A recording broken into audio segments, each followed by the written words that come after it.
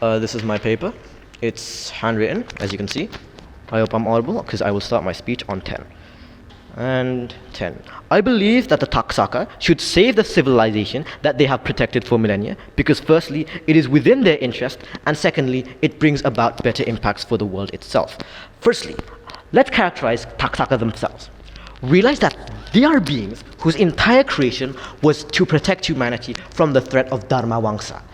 Realize that they have spent millennia with humans. All they have known is Earth. They have known Earth for the majority of the time that they have lived. This motion implies that humans would never have survived without them, that the existence of human civilization would never have existed without them. That without the protection of these Taksaka, that they would have succumbed to the attacks of the Dharma Wangsa. Now then, I'd like to bring about a good example, that being the piece of fiction that is the Eternals. Realize that the Eternals are very similar to this, being sent before humanity even evolved into Homo sapiens. So I believe that it is very within reach of this motion to say that the Taksaka have been here since the dawn of humanity's civilization.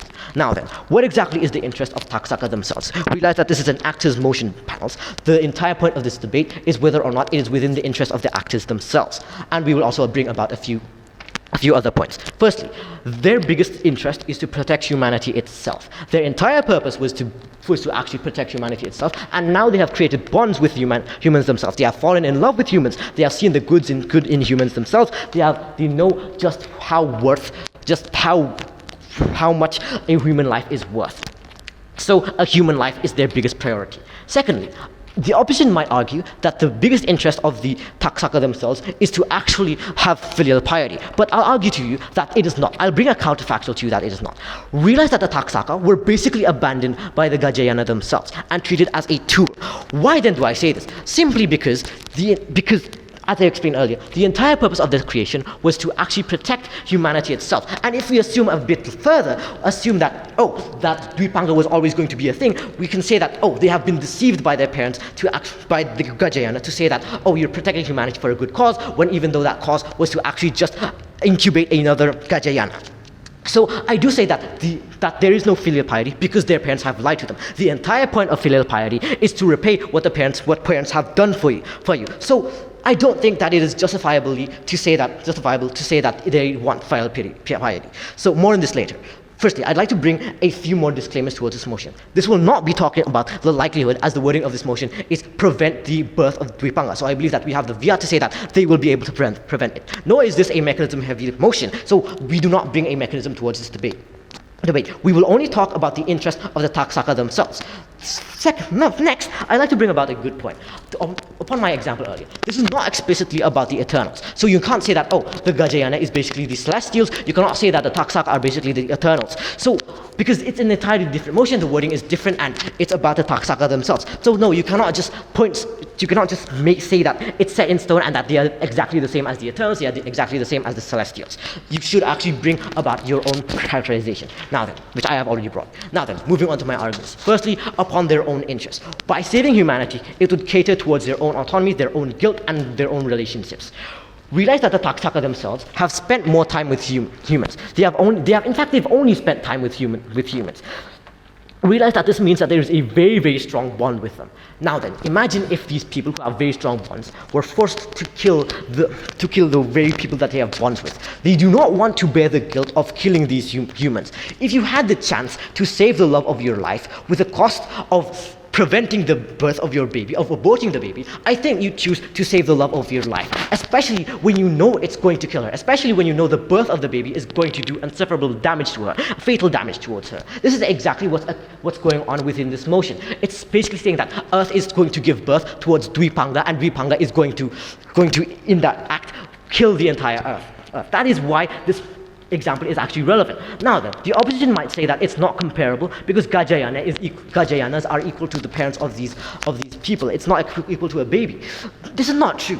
It's not equal to their parents. Realize that even if it was equal to realize that it's just the same species that abandoned them. Even if it's equal to their parent species, realize that they have abandoned them. They have, as I explained before, there is no filial piety between them. So I believe that their entire point of, it's their parents that are, they're basically filial piety, they're actually catering towards their own parents' needs. I believe that they should not do that. Their parents have abandoned them. Why should they cater towards their parents? Now then, let's talk about something that the opposition might say. The opposition may try to bring up that humans are evil and selfish.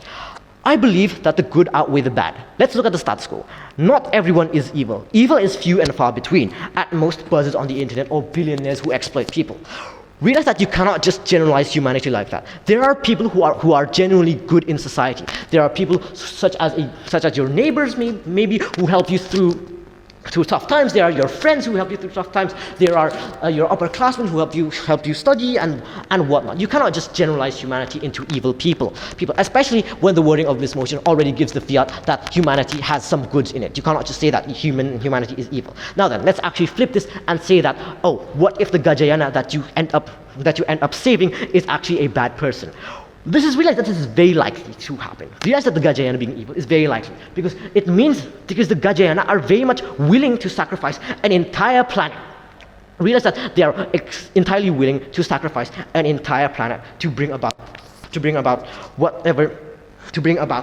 actually bring about the lives of their new one, to bring about the life of Dwipanga. That is why we believe that Dwipanga could also be evil.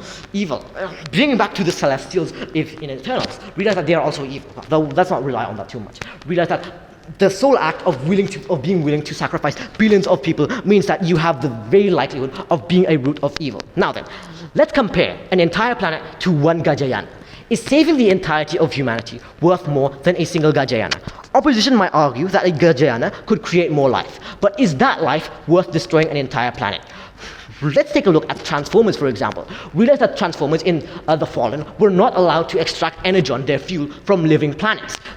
What then does this mean? It means that they realized that, being able to sustain your own species through the sacrifice of billions of people, of billions of lives, is not justified.